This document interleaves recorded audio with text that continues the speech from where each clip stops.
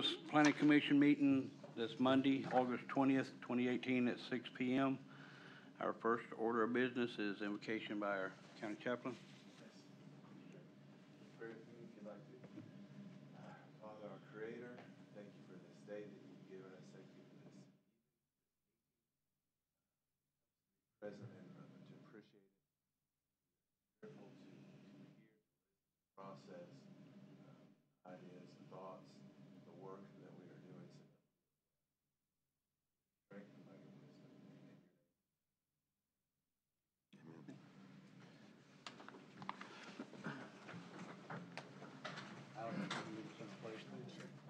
I pledge allegiance to the flag of the United States of America and to the republic for which it stands, one nation, under God, indivisible, with liberty and justice for all. Thanks, sir. All right, we have no one signed up for the public comment, so get the, you have the minutes before you of the last meeting. Do I hear a motion to approve? So moved. There's any changes or we need a second? I'll second. Any changes or any discussion on those minutes? All those in favor say aye. Aye. Opposed? Like I said, we have no public comment on non-agenda items. Mr. Adams, staff update? Yes, sir. So during the course of me gathering some data for the comprehensive plan, I just asked the tax assessor for the 100 largest landholders, just as a matter of just going through any number of things. And if you take out the top 6 largest landholders, we have really equitable distribution of land ownership in this county. Like, it's not the largest 100 largest landowners. If you take out the two monsters at the top there, Duke and the National Forest, only own about 10% of the land. Well, the rest of the land is in smallholder, holdings. So that means there's a lot of people who own land, which is a good thing. It's equitable versus saying 90% of the land owned by 10% of the people. And this is interesting that the state and the power companies own a very large chunk of our county. That's not a surprise to anyone. So that's just my update. Interesting information. Okay. Also talk about the comprehensive plan and corridor plan, item number 7. Yes, sir. So before you there's the contract for the corridor plan there. It gives you a little bit of information regarding just the ins and outs of how the corridor plan will work. So if y'all have any questions regarding it and how it kind of lays out or reads. But basically, it's with a lot of public engagement. They're going to have something called a charrette, which is, it means we're going to get the community together at multiple points and let them literally draw out what they want. They'll put up big maps out on the table, put some tracing paper on top of it, give you markers, and let you say, okay, well, there should be a bus stop here, there should be a road here, let you physically lay out what you all think. And they'll take that input and turn it into a plan, along with all the other input. And so it'll be a very community-oriented event. Okay. All right, we have 2 speakers here. Mr. Mike Smith.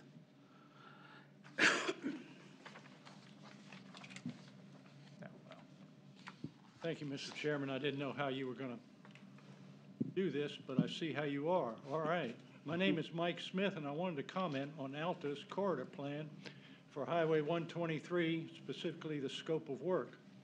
I want to look closely at Task 1, titled Project Initiation and Strategy. I wanted to specifically comment about the Project Steering Committee. These are 4 open-ended questions that I want to put forth to you. Number 1, what are the general oversight or responsibilities of this committee? I have read Task 3 regarding the charrette, but am still unclear and therefore ask that question. Question 2, size of the committee for it to be effective. Question 3, who will be the members? I suggest the stakeholders be made of these 3 general groups. Government officials such as county, since they're paying for it. State, they may have some experience in this, and even the city, since they border on it. The second part, The initiators involved in the project should be part of this committee. And lastly, the users or the beneficiaries of this project.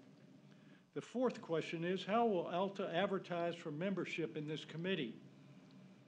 I suggest they consider other means than the newspaper. I therefore suggest these alternatives: radio, the county website, and if the budget permits, signage along the affected route. Thank you for your time. Mr. Tom?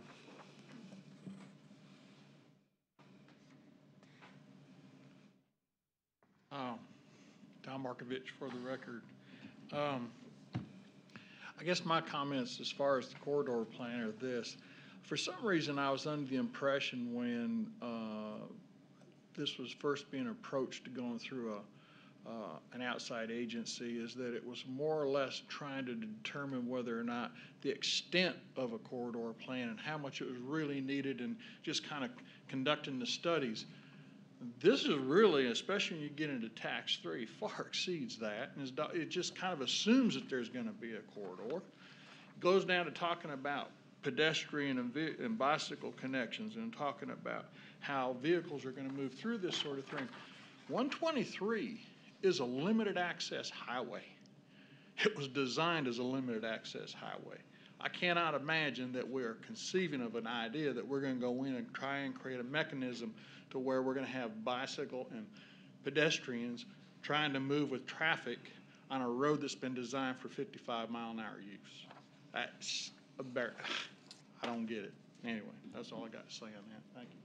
Thank you, Tom. All right. Up for discussion with the commission here. So, anyone have any comments or anything to say?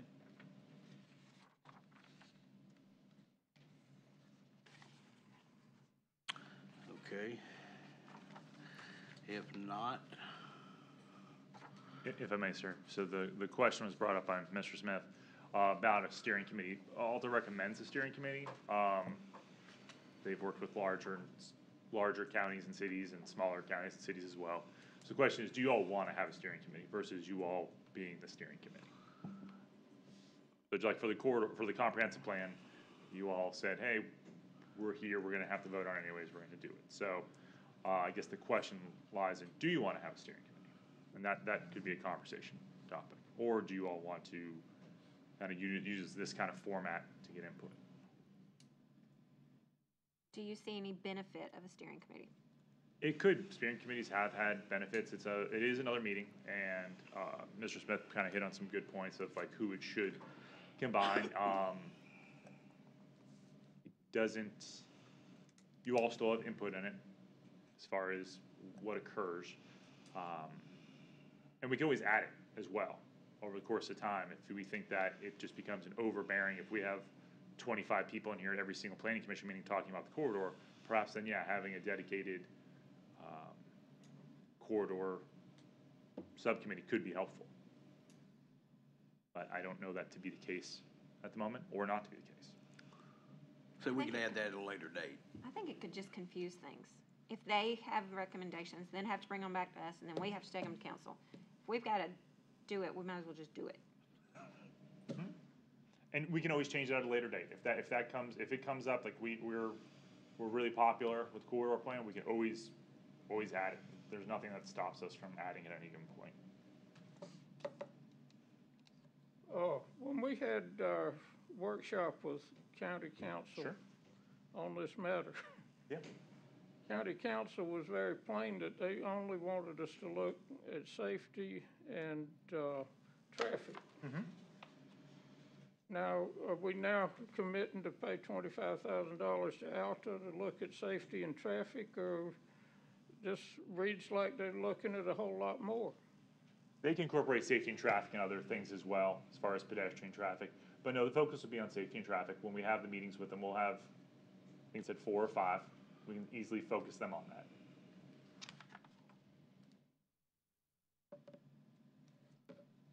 Any thoughts, Brad? Yeah, I got a lot.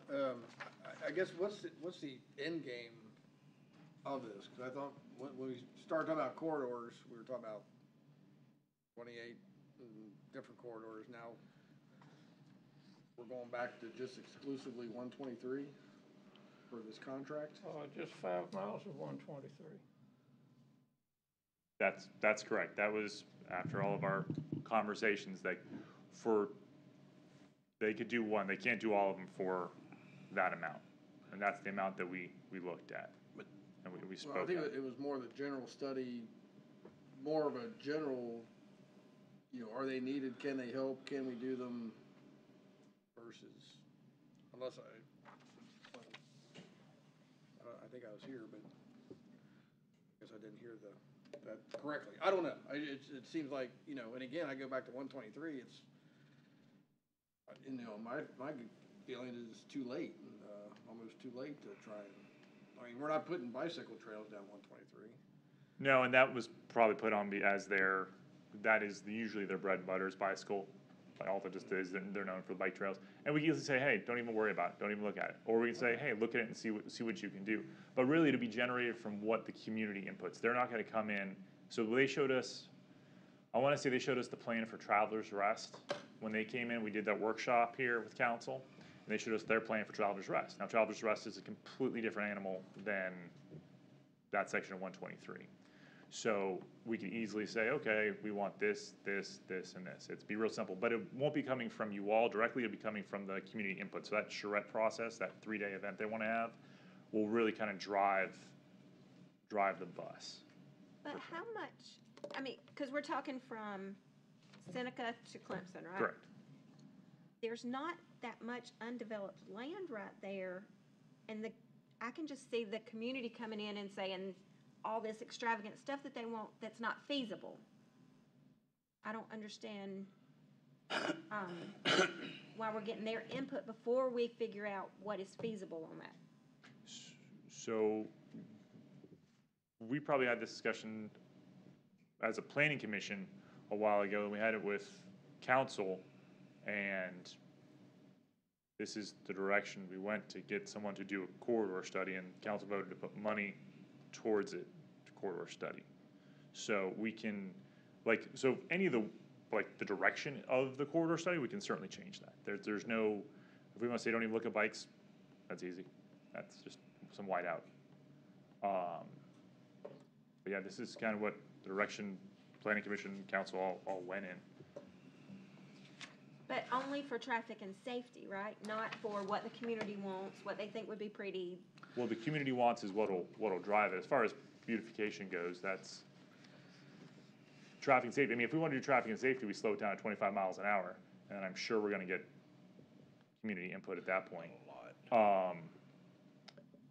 The community input is really important in doing any of this, because this was our first flaw. Because when I first started, we came with a little comprehensive plan or a corridor plan, and then the neighbors came out. This is going to go the opposite way, where we'll contact the property owners, and then we'll come up with the plan. It'll be community input driven with the focus on traffic and safety. I'm gonna have to go back. I'm like Brad. I'm scratching my head trying to remember. I was thinking that there was, in addition to 123, we were talking about the weight in traffic that's turning at the light by Bilo and coming up to get up to Kiwi Key, and that there's a lot of weight there. And how does that intersection work? And maybe how does that 2-lane road work?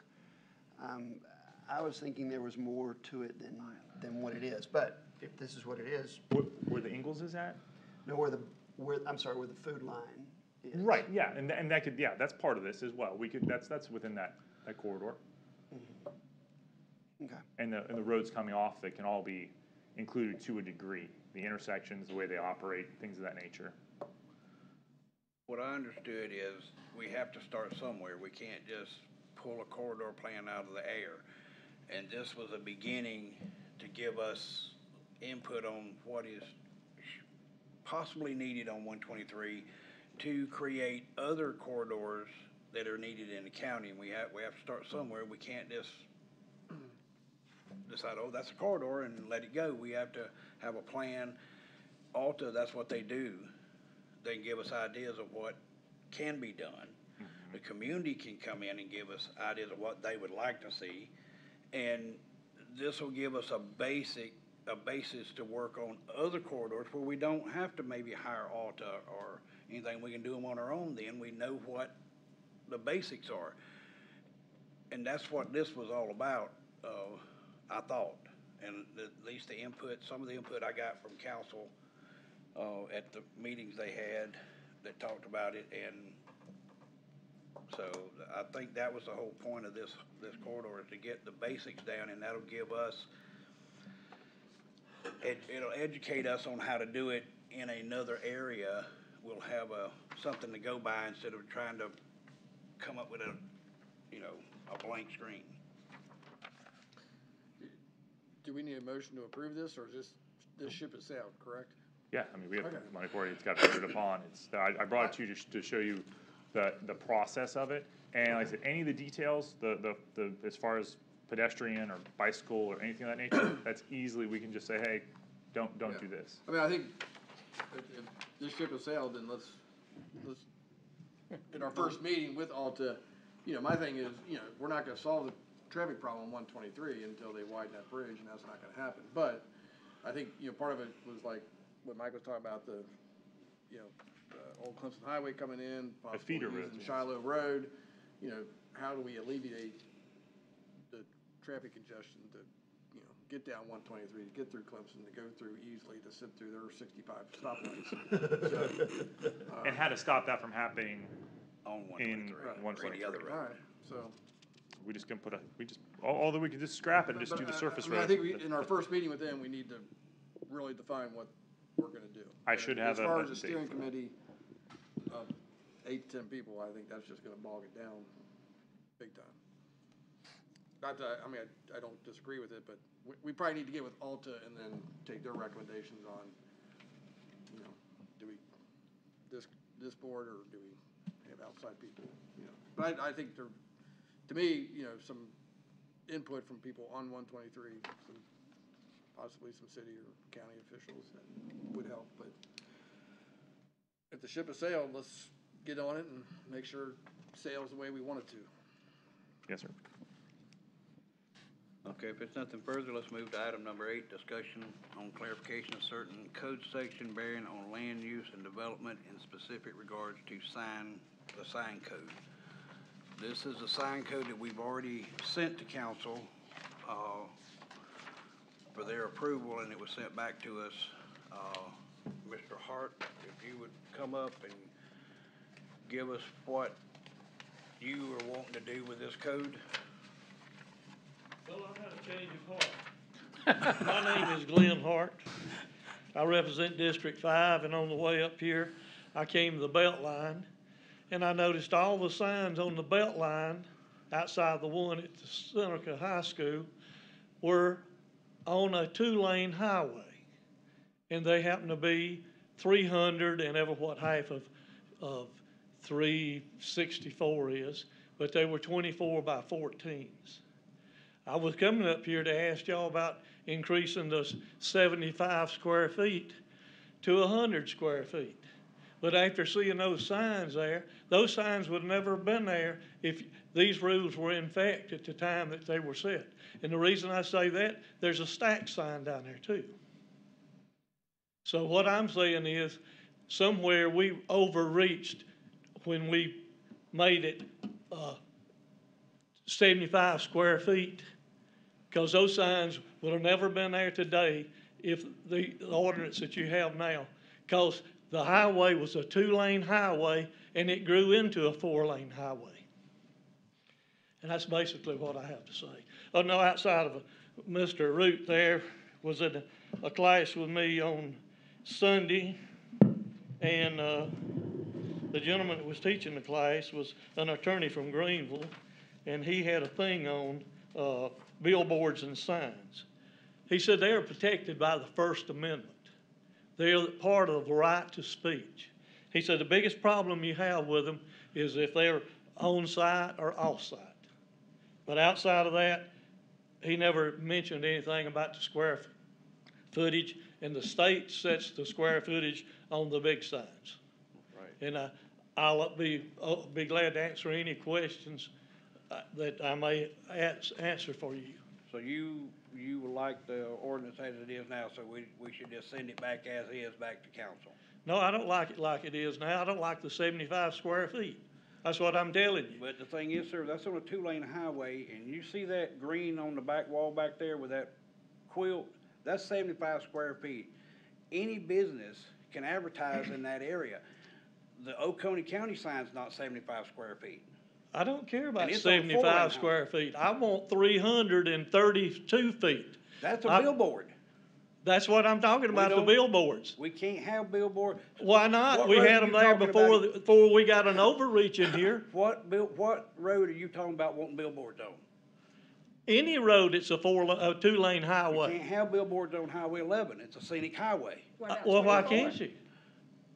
Because the state says it's a scenic highway and you Well, can't why have is them. it The the state sells permits to put them on there? There's no billboard on Highway 11 that I know of. Well, you need to ride down to one, cause I own one on Route 11. You got state approval to put it on. I got there. state approval done in That's the only way you 1994. can get it.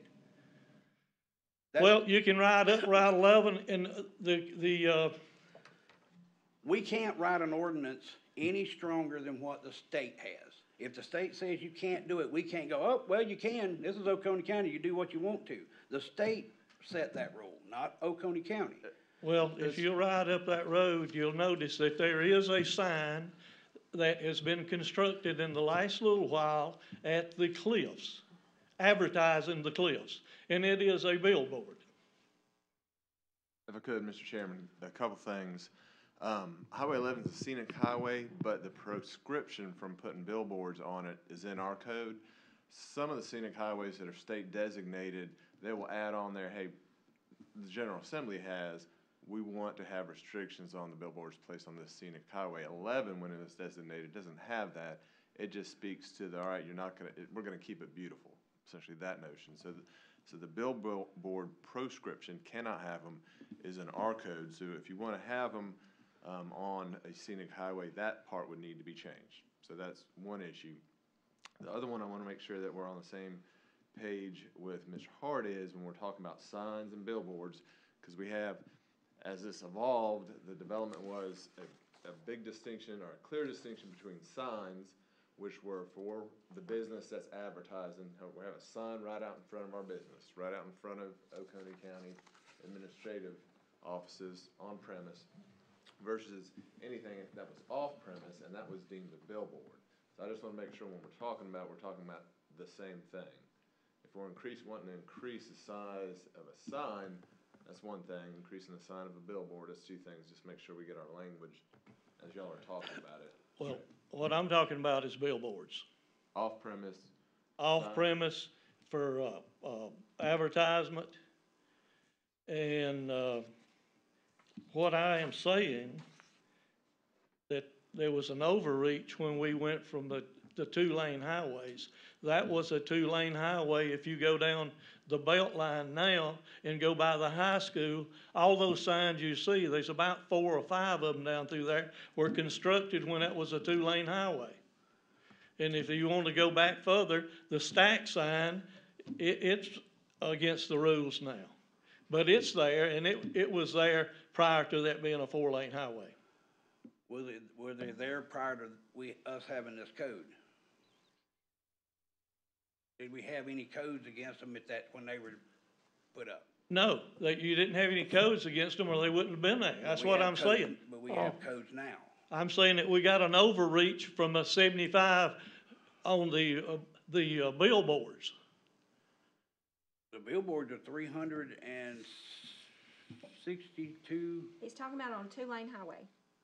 Two-lane highways is mainly what I'm but discussing. a billboard is a billboard. It's 362 square feet? 75. That's a sign. That's not a billboard. Billboard. On 2 lanes.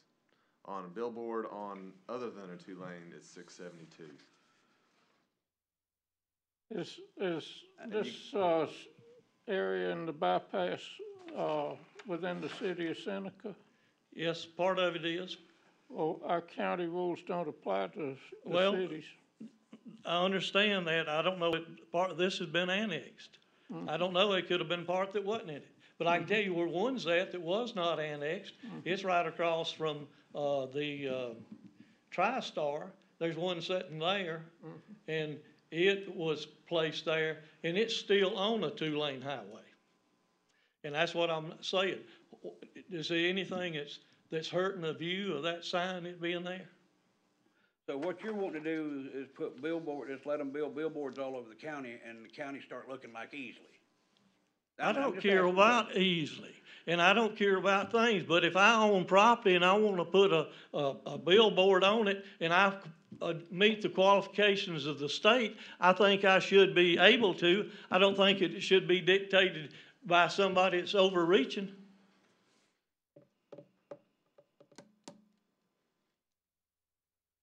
I own property on a two-lane highway. It would be very beneficial to me if I could put a billboard on my property, but I can't because of this ordinance.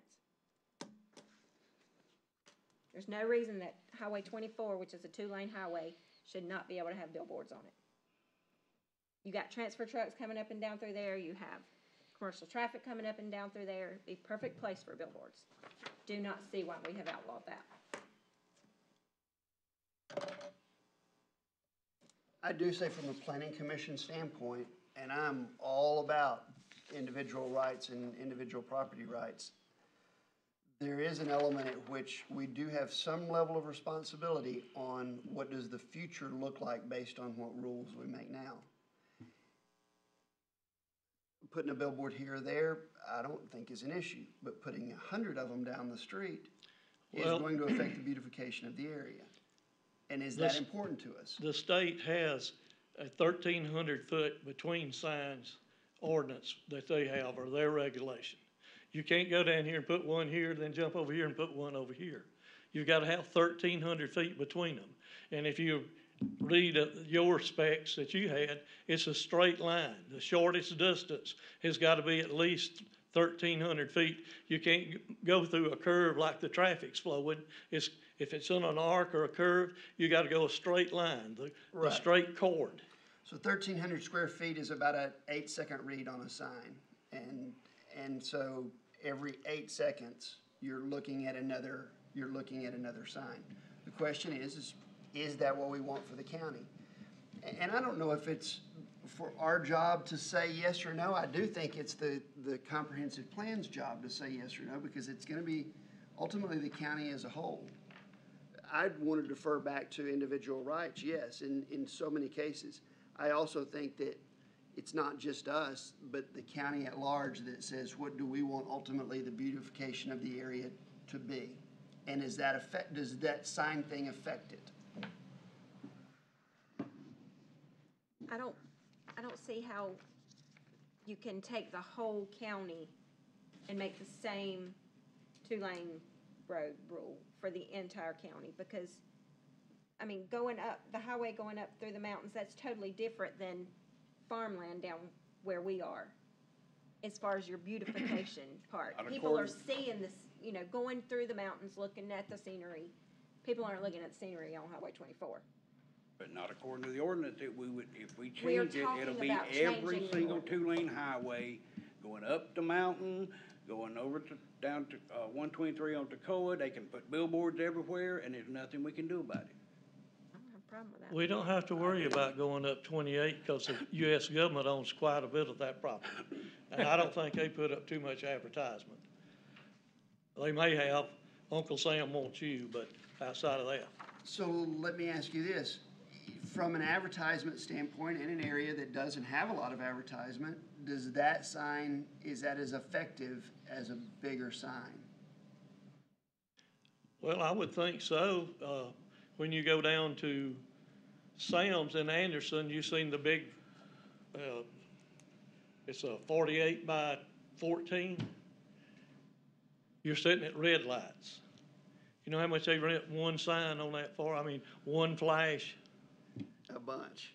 $3,200 a flash. I'm not a flash, but for a month. It's $3,200, and you can only, I think, put 8 of them is all that you can put on that sign. But 8 times 32, I might could make it on retirement with that. But as you stated earlier, I'm not concerned with what Anderson, Pickens, Greenville, this is Oconee County, and I just don't agree with you, so y'all do what you need to do. Well, let me I don't ask you, agree with it. you agree with the First Amendment, don't you? You think people ought to have the right to speak, don't you? Everybody's speaking.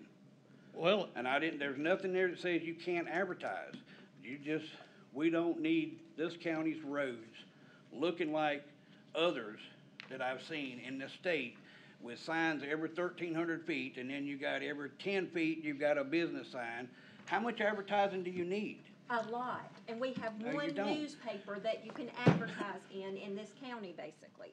We don't have a lot of options. You got Anderson paper you can advertise wait a in. minute, you're getting out of But Oconee counties. we're not talking about advertising in paper, we're talking about putting billboards up all through the county on two-lane roads We're and trying to making give this 'em- county look like nothing but advertisement. We're trying to give businesses more options to advertise. How many businesses come in here wanting billboards to advertise, Adam? Since you've been here? Have we had a influx of people coming in wanting hundreds of thousands of billboards? Sorry. To my knowledge, we haven't I mean, processed any applications for billboards in the last 18 months or so.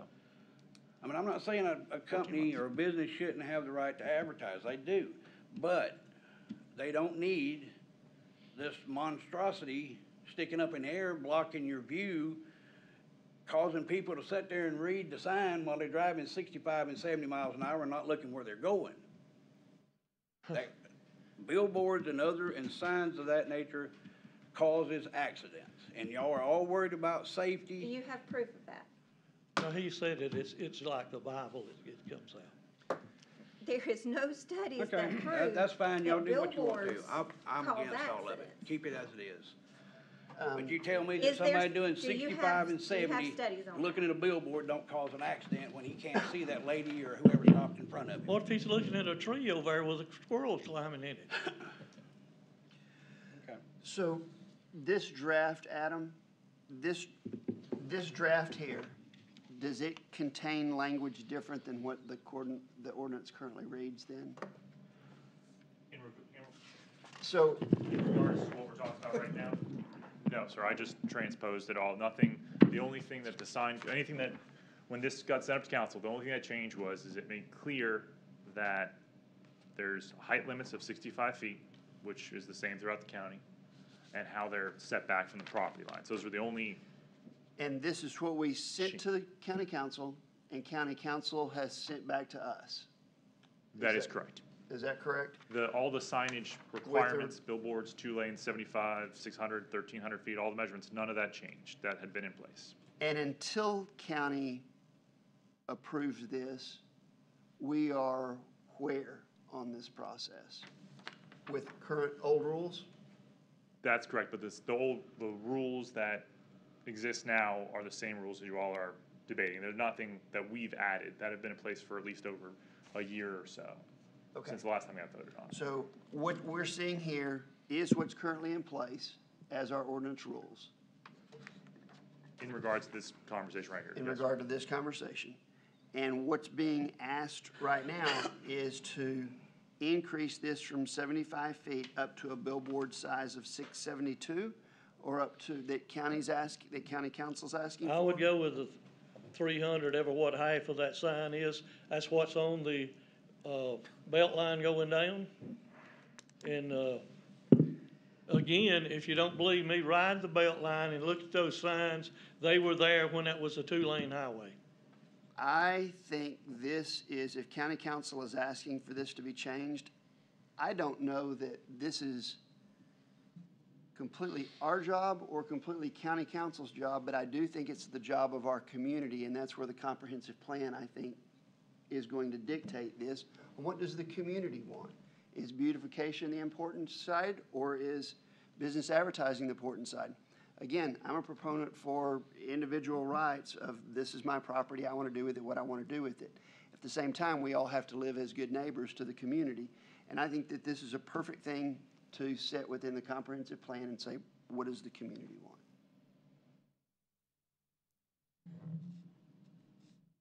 Why did council send it back? Was there something in particular they wanted changed? As I said, I came up here with a change of heart. I came up here wanting to increase the 75 square feet to 100. And I rode up the Beltline and noticed all the signs that were there before the overreach came when they started writing these zonings. And I feel like that was an overreach at that time when they put it, those were 2-lane highways at that time. And if what you have in there now, there wouldn't be signs down there now. They may have come in there when it was a 4-lane highway and put it, but if you go on down through there at Rochester's, what I call Rochester's Import TriStar, there's one directly across the street there. And it's a 2-lane highway today. Is this something that if council specifically wanted us to change this, they could send it to us and tell us to consider changing that? Yes, ma'am. For the procedural posture of it right now, it's had first and second reading by council. It was up for third reading.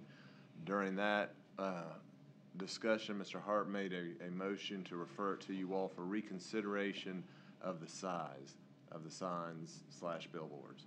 So that's where it is now. Once you all, whatever you do with it tonight or tomorrow night or next Tuesday or whenever, it's going to go back to council. It'll still be as it's stated here for third reading, but with any recommendations y'all make, which they can incorporate as amendment or not. If they change it from what they voted on first and second reading, which y'all sent to them initially, it's going to come back to y'all again. So, yes, one way or the other, the final product's going to come to y'all, and it's probably going to deal with this 32-522 with the billboard signage, and there's also another, you know, as far as the definitions go, another place to take it up. So yes, the council could do that. If y'all want to send a recommendation, it's kind of an easy way for y'all to do this, I think, would be to look at 32-522 billboards and just vote on each one. No billboards, this is C, with a sign area greater than 75 feet shall be permitted on a 2-lane road. Y'all vote, you want to keep that the same or you want to change it? Decide you want to change it to what? And do the same thing with D, allowing them on scenic highways, with E, allowing them to be stacked or not. And then as to signs, including those in the discussion, 523, you could address whether or not you wanted to alter the sign size. The only reason I really bring that up is because y'all have had a discussion on building mounted signs, and that does go back to the iteration that's in place now. It was brought up a couple times, y'all want to use a percentage of the building or something bigger than 75 square feet for a sign that's on a building. So we're talking about signs, not billboards, on premises, and you couldn't land on any number, either square footage wise or percentage of building wise, so it stayed at 75 feet, which is pretty small for some buildings. I'm not getting into the policy issue, but I'll tell you that it's like for our industrial parks, our covenants allow for larger signs than that on the building. They allow for 20% of the building face sign or up to, I want to say 350 square feet. So that's not billboard, that's a building mounted sign, which is an issue y'all talked about before, but I think for some reason or another, the last 2 times this ordinance came by, it just y'all couldn't coalesce around that. What allows for that 20%?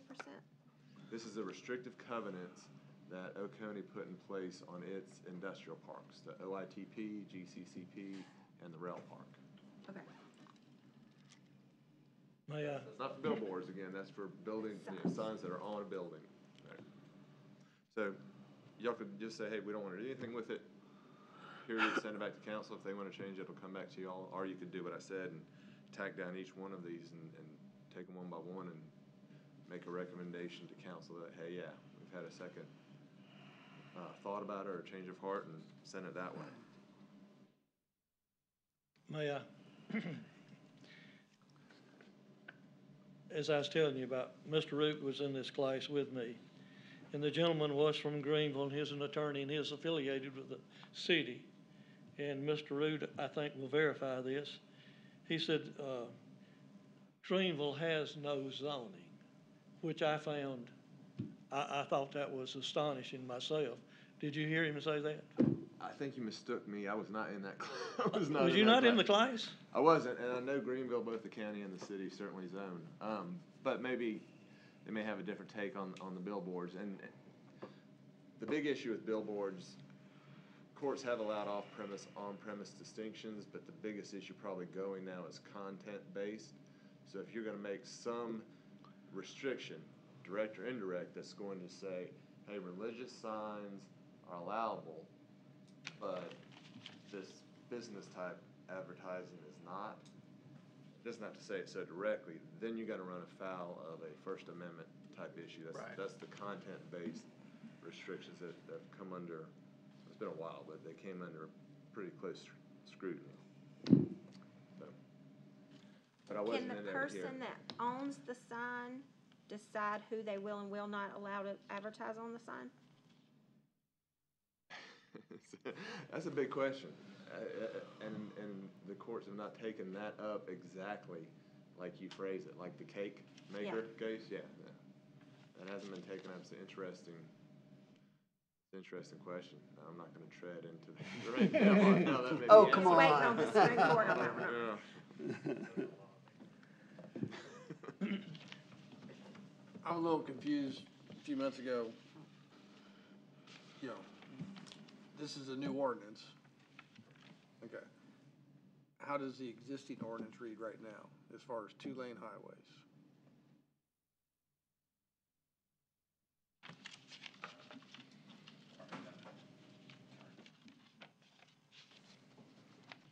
That's doing it by itself, not doing that professionally.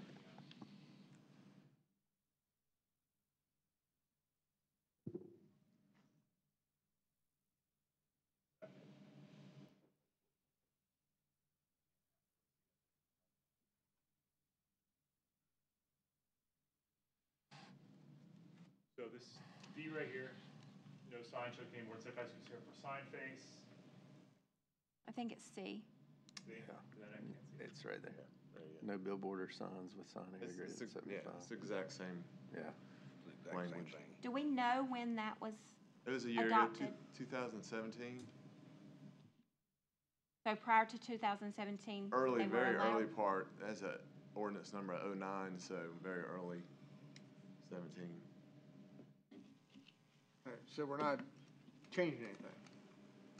No, sir. In relation to the numbers on the sign and what Mr. Hart bringing up, that's what currently is existing. It's nothing that we took up on the mantle to change. It's what got voted on in early 2017. Okay, so what's different in this than that? So first of all, it was mostly organizational. That's right, and that's what I thought it was. Right, it was mostly organizational to read because I got permit people from all over the country who wants to put up signs, like the Chick-fil-A people, they couldn't read it. McDonald's, all the people who do permitting, all the people who do sign permitting for, the national chains, our sign code doesn't read super clear as it is right now. And that was really the main reason to kind of reword it. Also doesn't say anything about height or setbacks. And we just made the setbacks to run congruent with the zoning district. We made the height run congruent with the zoning district. So that's all we did, was organizational and just clarifying things. If a two-lane road becomes a four-lane road, then you can put up a billboard. That should seem legitimate, yes, sir. Yes. Okay, so we're not restricting, I'm all about private property rights and what people want to do, and then I'm confused to I'm just trying to get this straight in my Yeah, go mind. ahead, go ahead. You came, this made it, it's 75 feet now, two-lane, it was approved and in the law with county council. Then Well- then you said, I had a change of heart, no pun intended, but going from 75 to 100, but now you want to go from 75 to 300. That's right. For the simple reason, we have 2 industrial sites. And it's a very possibility that there'll be a McDonald's or something, or some food service or something else that needs a sign there. I don't think that 75 square foot is gonna say it. In fact, I think when Tri-County says register, August the 31st for such and such class, register and open now. I think it needs to be bigger than that sign, that quilt right back there. and that we've got those in there. I think that we're trying to attract industries and not say, oh, wait a minute, you can't do that. It's gonna keep us from watching the squirrels, that's gonna be too big. But we are, I mean, now from what I'm hearing, we have a conflict between what the sign ordinance is and what county covenants And I'm are. not sure, are you talking about a sign in that case? So the buildings that are within the park can make a bigger sign? Because that is covered with the covenants, and those were voted on, and of course, the ordinance is recorded before Well- 17. We are looking to draw businesses in those places. So you're talking about billboards outside of the park? I want them to say Smith Brothers Aircraft, turn here. I mean, I want it to be to where they can see it. And I don't know that that would get Smith Brothers written on it. So that'd be a reference not to a sign in the park, but a billboard outside the park referencing a building Advertising someone in the in the park. park, And for that example. why does the, I don't think it's right that the county-owned park gets bigger signage than a person that owns their own building. Why does the county get special treatment for a 350 square foot sign on their building, but somebody that owns their own building only gets 75 square feet on their building? And that, if you go, if I may, Mr. Chairman, if you go, I'm flipping the page, but to 519 in the ordinance that's making its way through, the definition for building mounted signs is where you find that.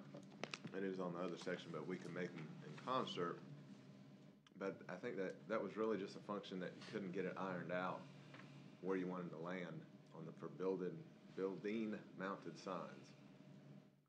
So yeah, it makes sense to change that language for that definition to be the same as the restrictive covenants in the park.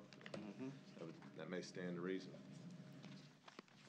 One thing that Mr. Hart said as county council, if it is a directional sign, I don't think that that's an argument that county council, I would be very shocked that county council would be making a directional sign argument, because there are road signs, there are house numbers that people will slow down. If they were trying to find a place of business, they will slow down to find a house number that's that big in size. If they can't see a directional sign that's that big, that's to me an inappropriate argument. If the argument is with regard to beautification versus the right to advertise, then I think that is a county's job to do during this comprehensive plan. But, like, the park is on Highway 11. If people are coming up Highway 11 and you had a sign down on that end of Highway 11 that said, we have this business 5 miles ahead, Well, here's they the may deal. consider staying on that road to go to that business. They're not gonna go just swing into that industrial park. They're gonna have it GPSed on their phone, sitting on their dash that says turn left in a half a mile. Yep. They're not going there for that reason. They may be going to McDonald's, yes.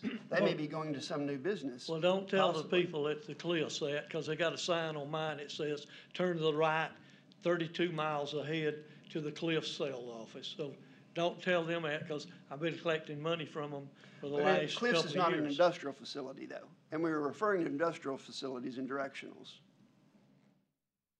I don't know that we want every neighborhood to have a billboard either. All right, what is the will of the commission? I'd like to make a motion. Let's change, item C, no billboards for the sign area greater than 75 feet. Let's change that to 350 feet. I second that. So I'm clear, Mr. Chairman, we're talking about right here, correct? In the new ordinance? C, C, the 32, Well, it's- 522C? Yeah. billboards on 2-lane roads being increased C. from 75 to Right. 350. And we'll ensure, this is probably gonna have to come back next Tuesday, whatever action you take, we're gonna get the essence of it.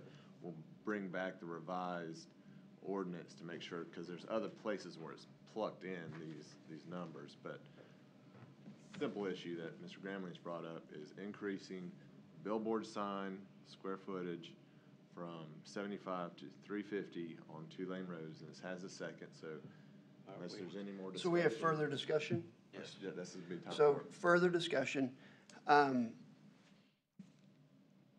I think that we should be asking council, because this is just a cleaning up of the rules. It's been in place for a while, that's been approved. And if we keep changing ordinance every time that a face changes on one of these two boards, we're not ever going to get anything accomplished as a county. To me, this is in place. If we have one number that's off, I would ask that the council bring that number to us as to what they want to see here for us to vote on to approve it, rather than us changing something in an ordinance simply because the faces on this board have changed. So I'm not in favor of this. So what you're saying is you want direction from council, the whole I would like the council. number that council wants to see here and let them vote on it, and then us. Us send it to them. All right, we have a motion and a second. Any other discussion? All those in favor of the motion say aye. Aye. All opposed, say aye. Aye. Motion did not carry. I'd like to Okay. make a Go ahead. motion, can I make a motion then that we ask council to tell us what numbers they would like to see in these spots? Sure. As council? That- No, I'm just laughing at Mr. Reed. And if they can come to I a wanna make a consensus on motion what that we numbers that they want buy to see in two there, bring it microphones to for you us. guys. Let's get closer. Second. That's a motion. If Okay. you have a second A second. discussion, I'm not trying to take your job, Mr. No, Pearson. I'm that's, just no, trying you're to doing fine. keep us moving. So we're keeping this as is, sending it back to council to ask for clarification on the. What number they would like to Okay. see. Any other discussion? All those in favor say aye. Aye. All opposed? Gramling? Opposed. Okay, same, it's the same bet for two. Okay, so we're sending this back to council asking them to fill in what numbers they want on the Two-lane road billboard. two-lane road billboards. To Ms. Lyle's, not first point, latter point, for building mounted signs, do y'all wanna do something about that now, or have council address that? No, I think we can address that. I think. I think it needs to be the equivalent of the county. What the county allows for itself, it should allow for everyone else. Right, and I know me and Mr. Root talked about it in his office about that part. But if I can get a motion to change that portion to correspond with the covenants in the industrial parks. I make the motion to change it to the 20% up to Yeah, 350 I'll read it square feet. exactly, so you Okay. have it. Hold on, I've got it printed out here. It would be, the motion would be that the ordinance would read consistent with the, industrial park covenants, one wall-mounted sign allowed on each building, with the overall size of the sign not to exceed 20% of the wall area to a maximum area of 350 square feet.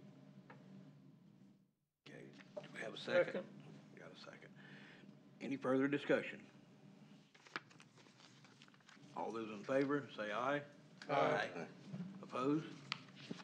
Okay. So what, we'll put it in memo form and bring it up to council, won't be tomorrow's meeting, in fact, it won't be the 4th, because that's just the auditor's presentation.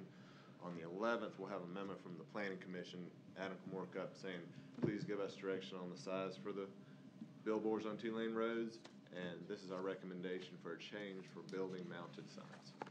Can I ask another thing? Since we do have Highway 11 that we now know is not a state law about the designated scenic highways, can we ask them if they want that changed as well? To allow, billboards on Highway 11, since we have an industrial park on Highway 11? The motion? Is that your motion? Yes, that's my motion. Do we have Do they want to reconsider that? any discussion? All those in favor, say aye. Opposed? Okay. Mr. Chairman, Yes. if y'all through the signs, I want to thank y'all for y'all's tolerance and listening to me bellyache.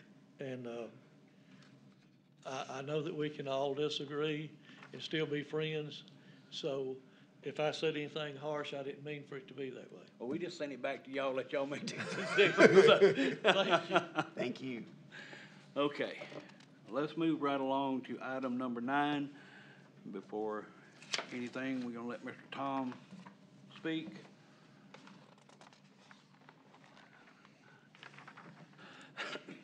Thank you. Again, for the record, Tom Markovich.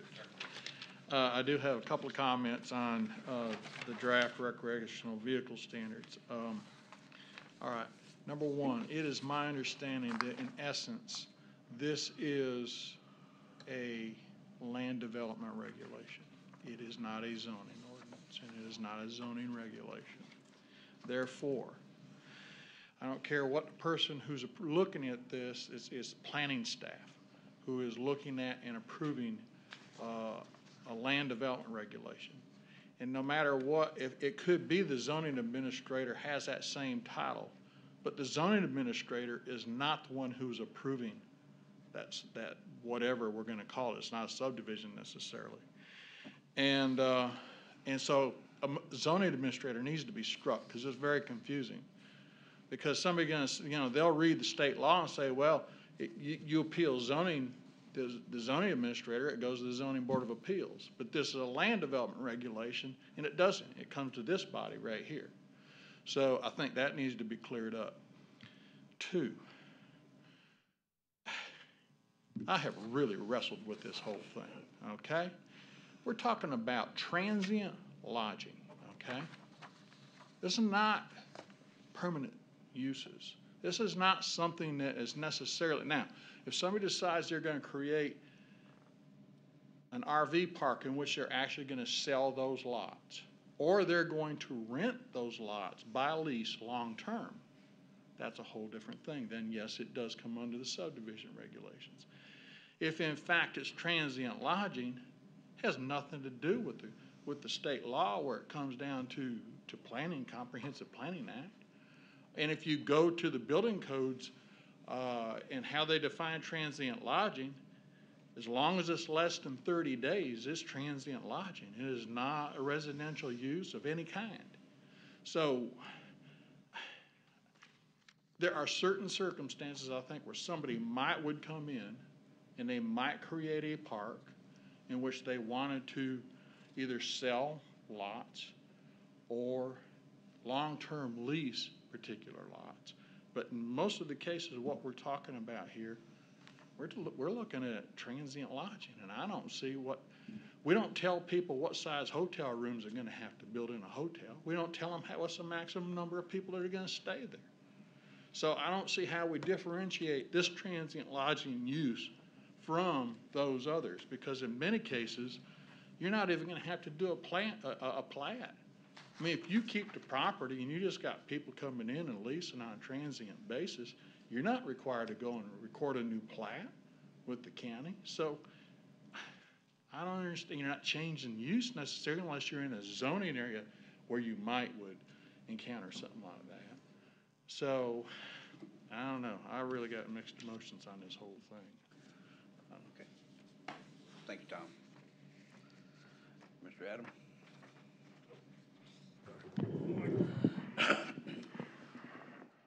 Mr. Chair. So over the last few meetings, you had me adjust the language. So the last meeting, you all asked me take some stuff out, add some stuff in.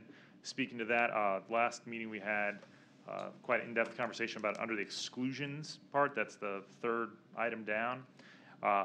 So where this ordinance would not pertain, the first one would be if you're selling or storage of RVs. Second one would be temporary parks. Those are things that you all were very concerned about, between hunting and fishing lodges, between fairs and festivals, to not negatively impact our cultural means of success in the county. And so that item B there is some language that I added. Talk to me about it. Tell me what you think about it. Is that something does that work enough for you? as far as be under exclusions.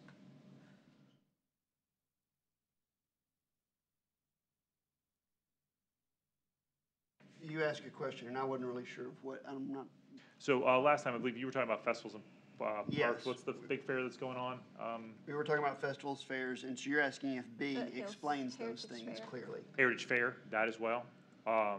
The hunting fishing lodges, does that set y'all at ease there as far as when we're talking about this, that we're not gonna go after the Heritage Fair, we're not gonna go after the, you know, The Bluegrass Festival. the Bluegrass Festival, we're not gonna go after, you know, the full moon festivals or the eclipse festivals kind of things.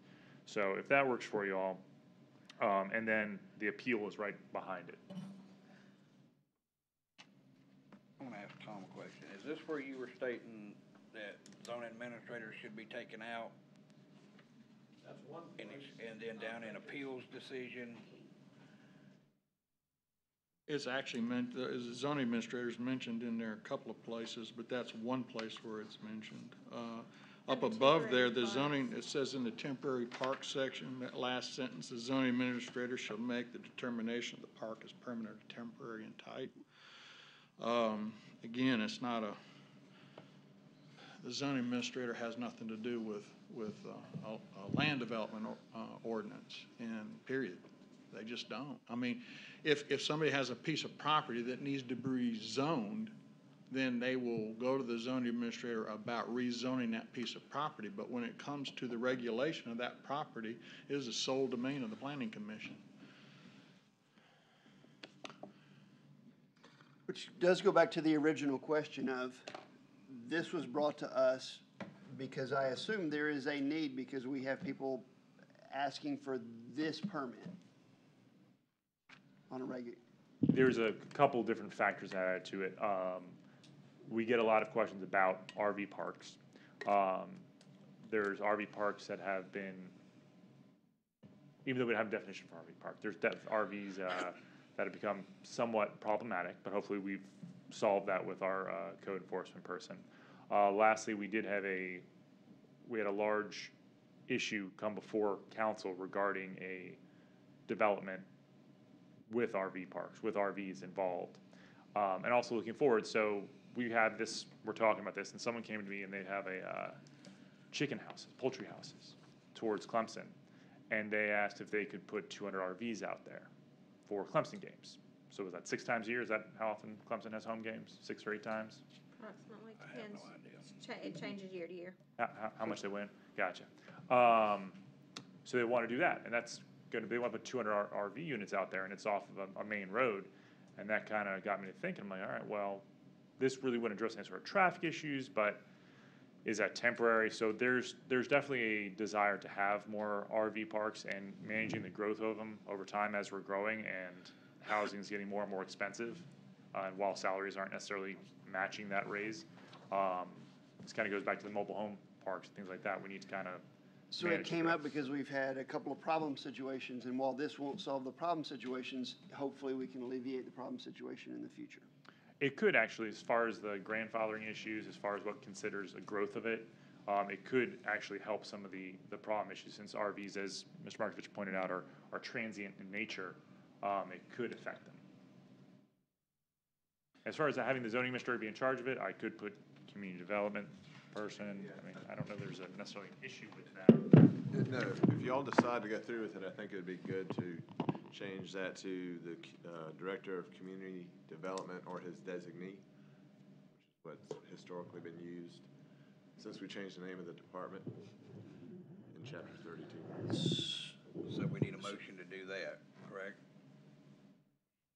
Or can I get a motion to change all of this, where it states zoning administrator to community development director or a representative? Or his designee. Or his designated representative. I'll second that. Okay. Any further discussion on that? All those in favor say aye. Aye. Opposed? Okay, we got that out of the way.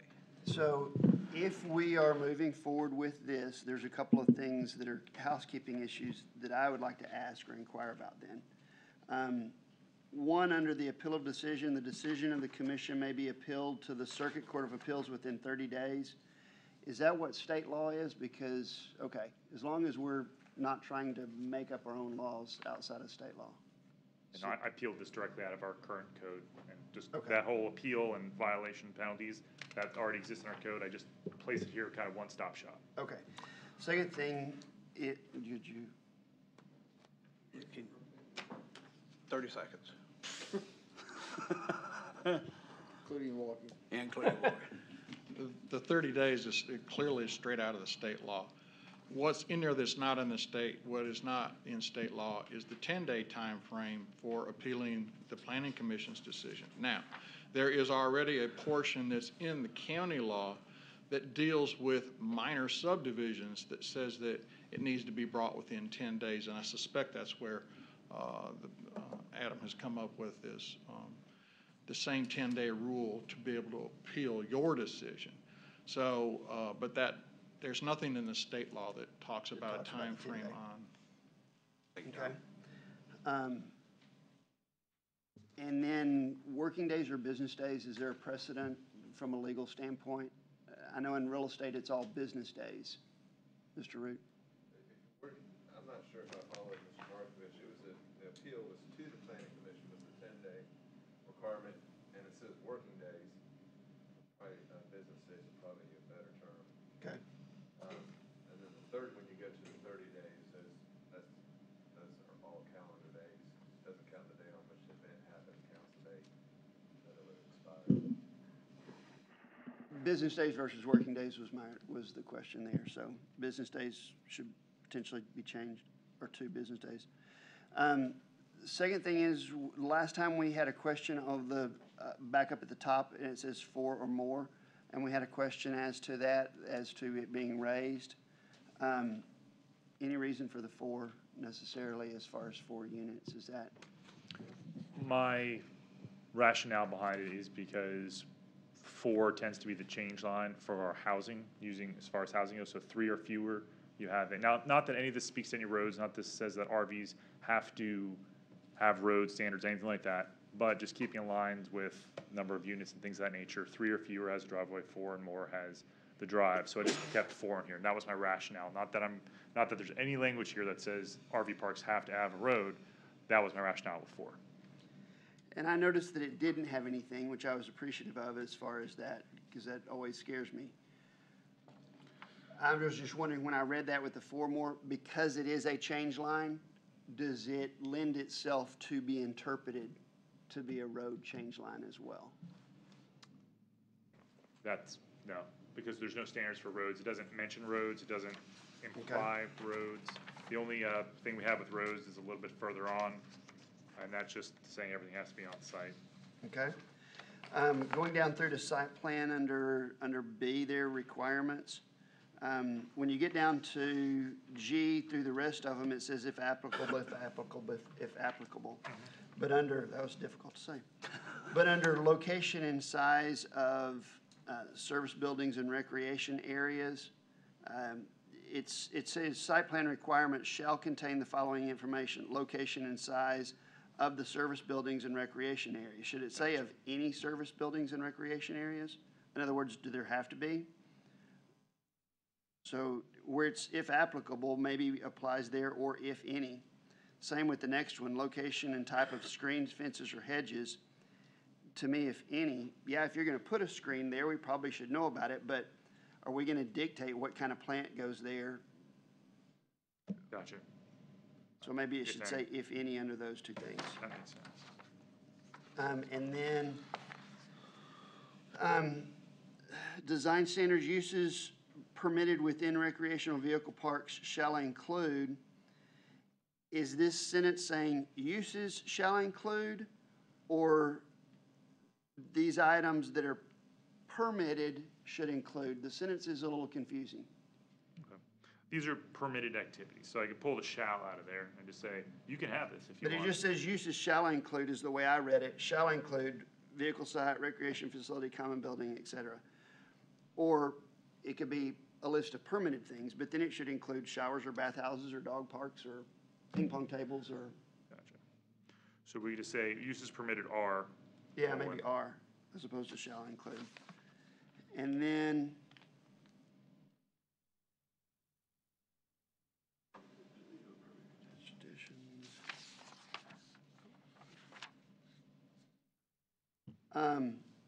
Here on the page 3 of 4, no permanently attached additions. It's maybe we should say attached to the RV, or, because it's not saying attached to the land, I'm guessing. I mean, I'm guessing they're talking about a deck or something permanently attached to the RV. Right, so the first of that is C, the first letter of that says, each recreational vehicle area shall be attached to the site only by quick blah, blah, blah, which are NEC compliant, not complaint, and there shall be no permanently attached additions. That to me reads as to the RV. Okay, because the other one was talking about attached to the site, and so this didn't specify one or the other. Right, we took that out, that part, the issues with, people building awnings and sheds and pergolas for their RVs. Right, but do you see what I'm saying? C says attached to the site. And then it continues on and it just says attached. But it's not referencing the site or the RV. And we were talking about that it shouldn't be attached to the RV. I just want there to be a confusion as to. To the RV. So if I just put to the RV in right there? I think that would suffice. Yeah. And I think those were the only things just from a clerical cleaning up. One more thing, sorry. Sure. So, under K, we had worked on it last time on site plan, which is page 2 of 4. Under K, description and location of proposed utilities. It should actually be description and proposed location of utilities, because the DHEC is going to tell you where those go. You can propose it, but DHEC's ultimately going to say. So you're saying here, the description and location of proposed utilities. We're not proposing utilities, we're proposing the location. Mrs. McPhail would be proud of you, sir. That's what I was thinking. Does that make sense? Yes. And that was all I had. I've got a question, back on the appeal of decision. The decision of the commission is final. The decision of the commission may be appealed. Which is it? It means it's administratively final. They've exhausted their administrative remedies, and then the appeal then goes to a judicial avenue, which would be through the circuit court. So your appeals within the administrative avenues being the county. Now, I expect a bunch of that needs to be rewritten if we're getting rid of the zoning administrator in this thing. You're not getting rid of that person, it's just changing it to the proper title of the planning director, essentially. Okay. But yeah, that'll be changed there, for sure. Okay, any further discussion? Now, do we need a motion, or we just don't need to do anything until next meeting and when all this correction is brought back to us? You're just gonna bring it back? I'll just bring it back. Okay. Bring it back all cleaned up, let y'all feel good with it. Okay.